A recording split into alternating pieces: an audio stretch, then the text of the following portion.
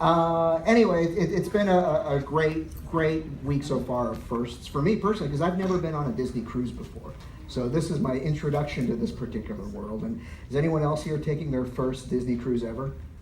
Fantastic! I'm having a great time, and of course this is my first Star Wars day at sea, and it probably is the same for a lot of you folks because this is a brand new thing here. So having a great time at that, and this is my first, well, in actuality, my second, since I did it at 11:30 this morning, first opportunity to talk about this book here, the Star Wars, The Force Awakens Visual Dictionary.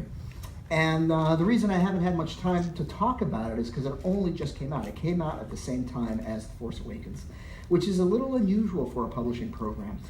In the past, when we published a visual dictionary, we did one for each of the prequels and one for the original trilogy, all collected together as one book. When in the past, when we did these, they came out like a month before the movie came out, so you could read about a lot of the detail that went into the making of the movie before you ever got a chance to see it.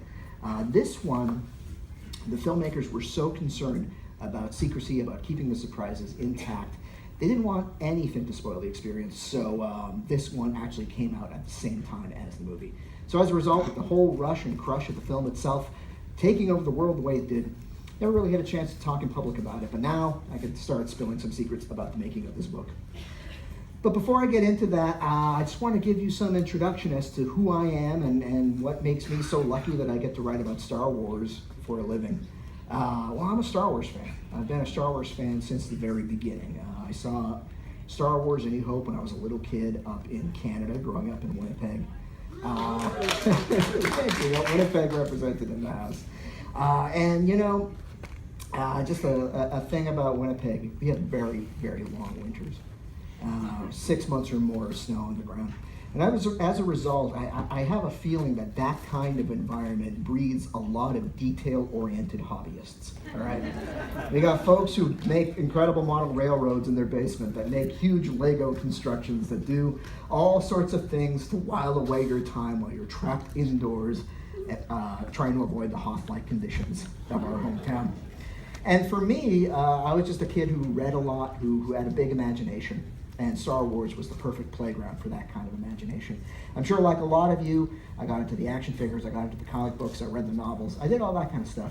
But it didn't become something really unusual until probably the mid-'80s, late '80s, actually 1987 in particular, when a book came out called Star Wars: The Role-Playing Game. And so I was a teenager at the time, and I got really into it. Who here knows what a role-playing game is? Great. And who's actually played before? Not necessarily Star Wars, any role-playing game. For those who don't know what it is, it's essentially, perhaps you know it best as Dungeons & Dragons, which is probably the best known role-playing game there is out there. It's a collaborative storytelling game where you and a bunch of your friends get together around a table with paper and dice. That's all you need, and your imaginations. And what you are doing is you're collaboratively telling a story. One person acts as the game master who has a story in mind that he puts the other players who are playing characters in that story through. So it's kind of like a combination improv / play, So there's no winners, no losers. The objective is to tell an interesting story with your friends gathered together. So I wanted to be the best Star Wars game master I could be, and in order to do that, I wanted to make sure that my players had the most authentic Star Wars experience they could. So I put it upon myself to know Star Wars as best as I could. I studied it. I read everything I could. I watched the movies so many times that I wore out my VCR. That shows you how long ago for folks who don't know what a VCR is. And I just retained all that memories. So much so that in the 90s, that same company that made the role-playing games was looking for new authors, and I pitched myself as an author, and I got a job writing for that game system. And I guess I made enough of an impression as someone who knows Star Wars that I caught Lucasfilm's attention. And in 2000, they posted a job on their website looking for a writer for StarWars.com. I applied for it, got the job. So within a short span of time, I remember it was January 2000, I flew down to Skywalker Ranch for my job interview, got the job that day, and then in a month I packed up all my stuff and moved down to California. And I've been with Lucasfilm ever since. So my job started off as very specific, writing for StarWars.com, but I had kind of established myself in the company as a guy who knew Star Wars really well that more and more departments started calling me and asking me to check their material for accuracy, to make sure that they're getting all the Star Wars of it right. And that basically transitioned me to my new job, or my current job, I should say. And it's a great time forward because, as we know, Lucasfilm is in this really exciting period of time. We are now part of the Walt Disney family. We now have an amazing producer in charge of the company since George Lucas retired. We have Kathleen Kennedy, and if you don't know her, you definitely know her movies because she was the producer behind E.T., the Back to the Future trilogy, the Indiana Jones movies, basically any amazing movie that is probably your favorite, she had something to do with. So she is now in charge of Lucasfilm, and under her leadership, we are now committed to making more Star Wars movies, Star Wars animation on television like Rebels, and bringing Star Wars to the parks at Disney. So my job as part of Lucasfilm Story Group is to help storytellers tell the stories they want to tell while at the same time getting all the Star Wars details in that story accurate. So I work with directors, I work with screenwriters, I work with novelists, comic book artists, Imagineers, cruise ship designers now apparently. I work with all these folks. Yeah, the menu that you're going to enjoy tonight when you dine at your favorite restaurant, that Star Wars menu. Yeah, among the things I had to proof all the Orabesh writing to make sure they were getting it right. I can't take any credit for the food. Those are the amazing chefs here, but at least the presentation of the menus, I'll say, yeah, if you like it, I'll take a little bit of credit for that. So as part of working with the story group, we met with J.J. Abrams very early on as we helped shape the story of The Force Awakens and helped him define and come up with the story that he wanted to tell. When J.J. found out that I'm a guy who knows Star Wars really well, I basically became his go-to guy for all the Star Wars questions that he had. So he would email me around the clock, any time of the day, and occasionally phone me when I was in the strangest places in the world when I had to take the phone call and hide from any prying ears to discuss some sensitive plot details in Star Wars. But that kind of access, that kind of ringside seat to the making of The Force Awakens basically put me in a very advantageous position to write The Force Awakens Visual Dictionary, especially under the very tight security requirements and the pressing schedule of getting this book out on time. So I hope some of you are familiar with the books that DK produces. They do an amazing job. Their signature is this kind of beautiful against white photography layout, and they always do these really interesting call-outs and details describing what it is that you're seeing.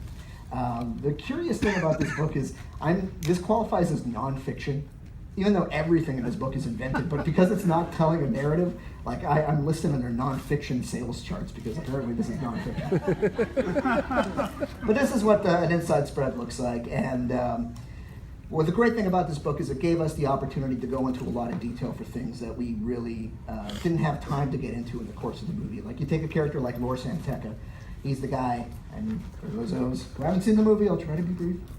He's the guy who basically has a piece of information that sets the plot into motion.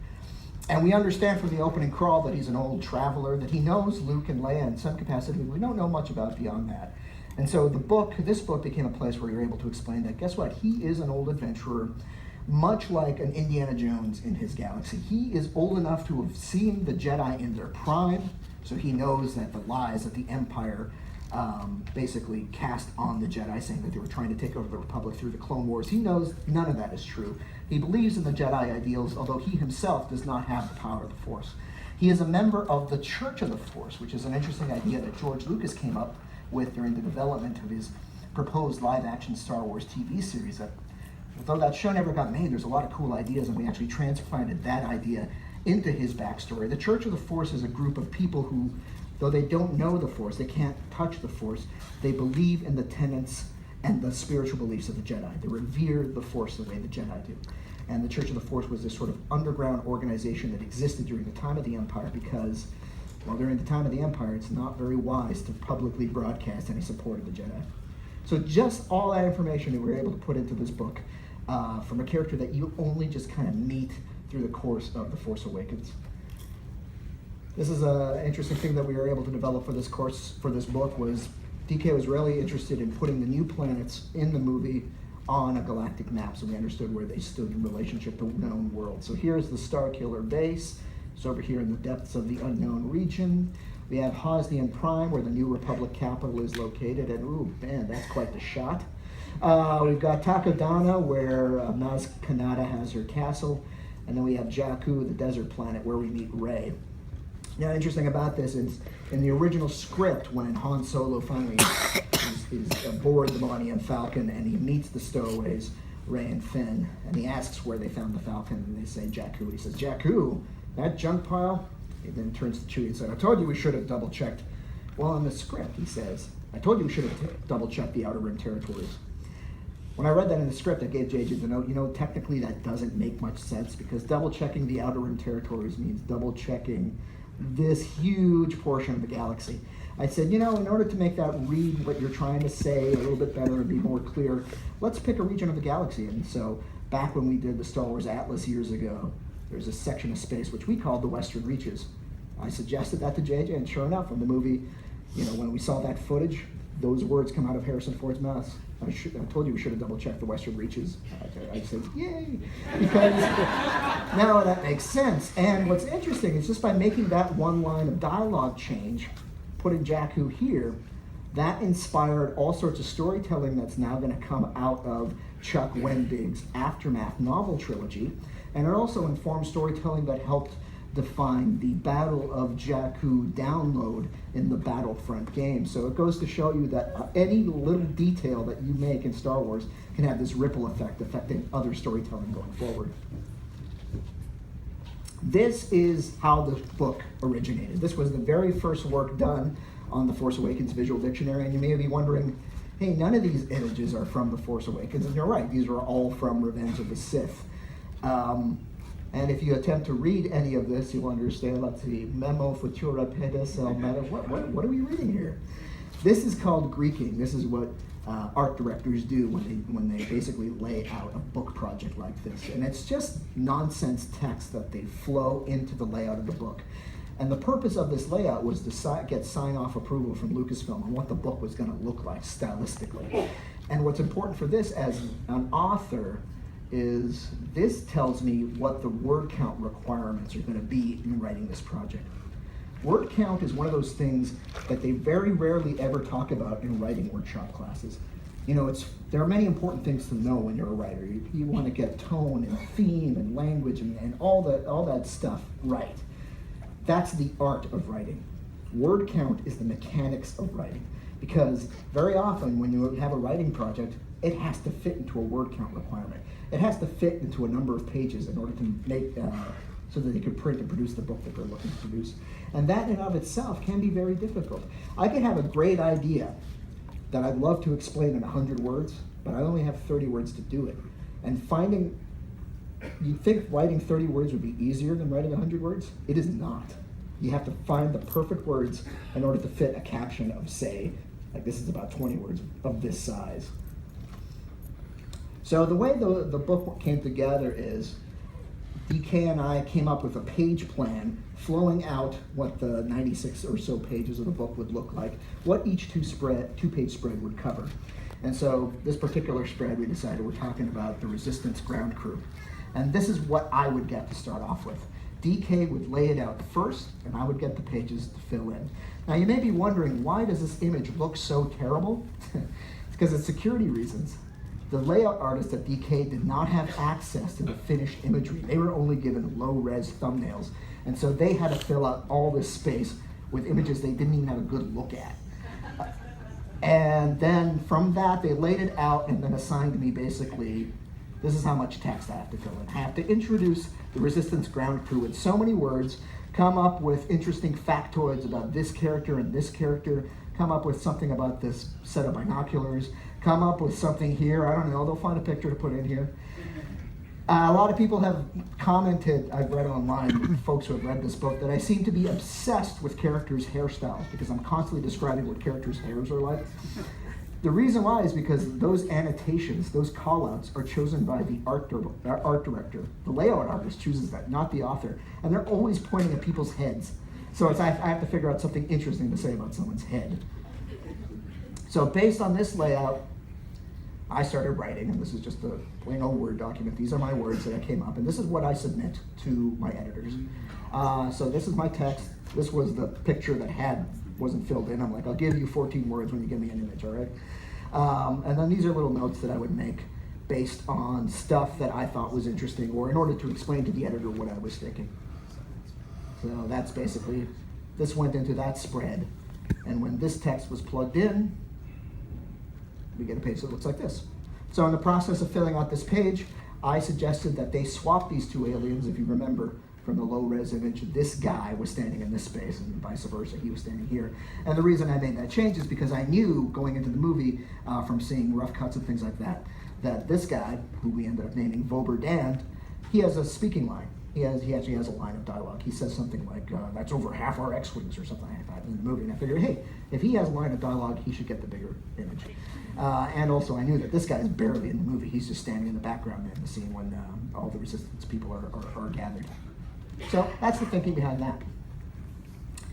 Here's another fun spread. And yes, it is sideways because it's a centerfold spread. It's not that kind of centerfold. Don't go there. Let's tilt that properly. Yeah, of course. The folks at DK knew BB-8 would be extremely popular, so they devoted 2 pages to this droid. And one of the things they wanted to do for fun was do a cutaway. They wanted to show you what the inside of his head looks like. But there's nothing actually inside his head. If you go into the prop, they never built any of this for the purposes of the movie. So this is an original construction done for the purposes of the book. Here's a fun little call out. We've got 2 little pieces of technology here, the Towersley 15 accelerometer and the Alasteep 4D nanopin data port. What those are is, you may have seen the story, when Kathleen Kennedy went to Celebration in Europe back in, was it 2014? Boy, time flies. When she went, maybe it was 13, I don't know. Anyway, when she went to Celebration Europe, she met 2 of the droid builders, the R2 builders, the fan group that builds their own droids. And she met Lee Towersey and Oliver Steeple. And she hired them to start working on the new Star Wars movies. And I thought, that was a nice little call out to them. So I snuck their name in there. But anyway, this was the construction that John Goodson built for this book. John Goodson is an ILM model maker, an ILM digital artist, and he built this great piece to represent the inside of BB-8's head. Next up, here's another popular topic in the book is Kylo Ren and his lightsaber.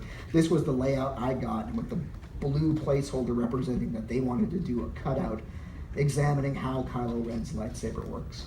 So when John Goodson first made the lightsaber, this is what he proposed. It's an amazing construction. He did this.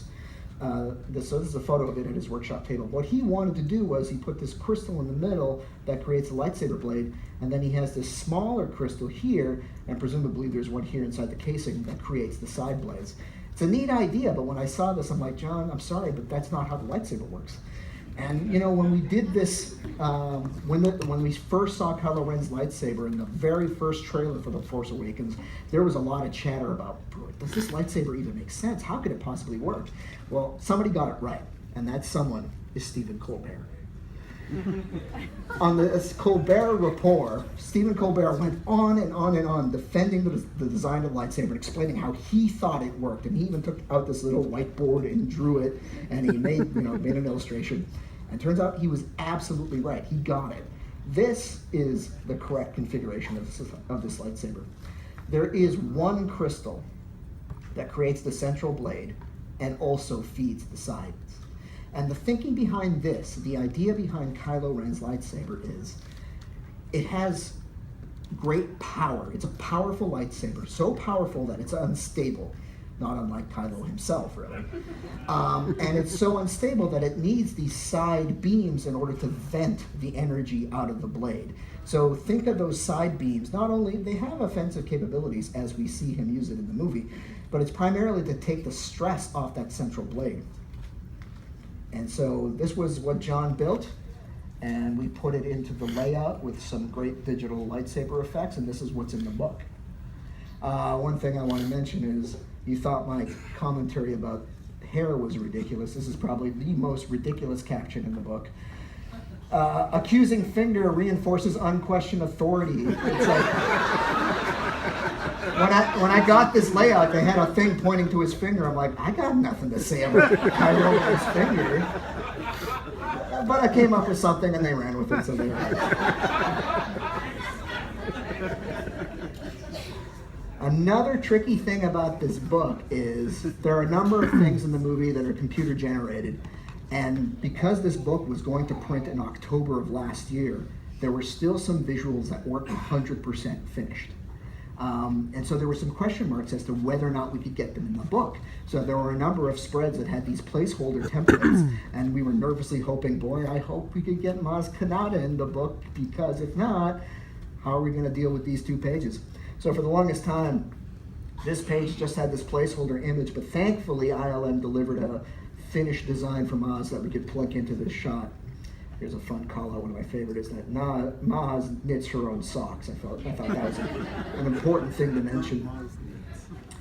Again, the Rathtars were something that we weren't certain were going to make it into the book. We devoted a 2-page spread to something whose design was not done when we started the project.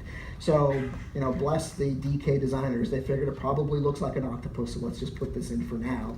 But thankfully, within a few short months, we did get not only one finished visual of the Rathtar, we got this other second one that we were able to place in there. And even a creature like Unkar Plutt was a question mark. Unkar Plutt, played by actor Simon Pegg, was a practical effect. He was a guy in a lot of makeup, a complex creature suit. But ILM did tweak his face a little bit to make it just a little bit more non-human and something that couldn't be rendered by prosthetic effects. So he was a question mark until we managed to plug him into the book. So those were some of the concerns that we had regarding getting this book out on time, but thankfully it all worked out. Here's some just fun details in the book. I have a lot of fun naming Star Wars characters. And in order to get the names and the intents of certain creatures right, I made a point of talking to the creature shop designer, Neil Scanlon, and asking him what his intent was on all these creatures. Some of them had very superficial descriptions of what they are. Others had much more thought-out backstories, and I made sure to get those backstories into the book. When I asked him about these 3, he just said, oh, these were just mosquito gamblers. Okay, I can work with that. So based on that information, I figured, well, mosquitoes, it's the female mosquito that does the biting, so let's make these sisters. And I had to come up with a fun name, so I called them the Dengue Sisters. And for those of you who are up to speed on parasitic illnesses, dengue is a mosquito-borne illness. And so I managed to get a couple of tweets from insect biologists who thanked me for making a joke that only they could understand. Here's a fun one. What goes into the naming of a Star Wars character? Honestly, it's mostly phonetics, just making something that's fun to say or it sounds fun.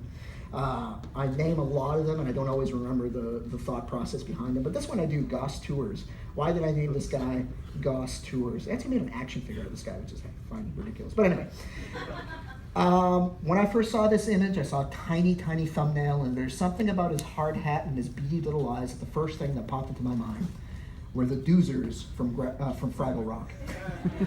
That was what I was thinking. And so I just let that bounce in my head for a while, till it stopped being a variation of Doozer. And I was thinking, well, what do the Doozers build? Oh yeah, they build these little glass towers that the Fraggles eat. So Glass Towers became Goss Tours in my mind, and I thought, okay, that's his name. And his species name is a Shozer, which is probably as close as I'm willing to get to a Doozer. But anyway, that's the thinking behind him. Another name that I came up with was PZ Forcio, this tall communications droid that's in the movie. And the thinking behind that is I've been dying to have a droid named Easy Peasy for the longest time. But I knew I would never get away with a so ridiculous sounding a name, so I just took the PZ part and said, it's PZ Forcio, and they call it PZ. So that was fun, but I had no idea. This was a great, pleasant surprise that when I saw the finished cut of the movie and the scene where Finn and Poe are walking down the stairs into the Resistance Command Center near like the third act of the movie, we hear a PA announcement say, PZ Forcio, please report to communications. And that just floored me. Like, they took my name, that ridiculous name that I pitched for this character, and actually put it as an audible line in the movie. Here's something fun to spot. So, some of you may know a little bit about this. There's a alien resistance pilot in the movie named Elo Asti. And I did not name this character. It was the creature shop who made this character that came up with the name.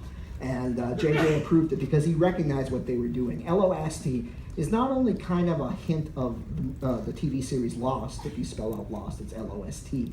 But what it really is it's a sly reference to the Beastie Boys. Hello Nasty is really what it's saying. And they knew, the Creature Shop knew that JJ was a big Beastie Boys fan, so they figured, we'll get away with it. I couldn't resist. So every time this alien species appears in the book, I basically turned it into a Beastie Boys reference. So Crusher Roo Down is a reference to the song Root Down. And this one's probably my favorite, Il Comunica, which is ill communication.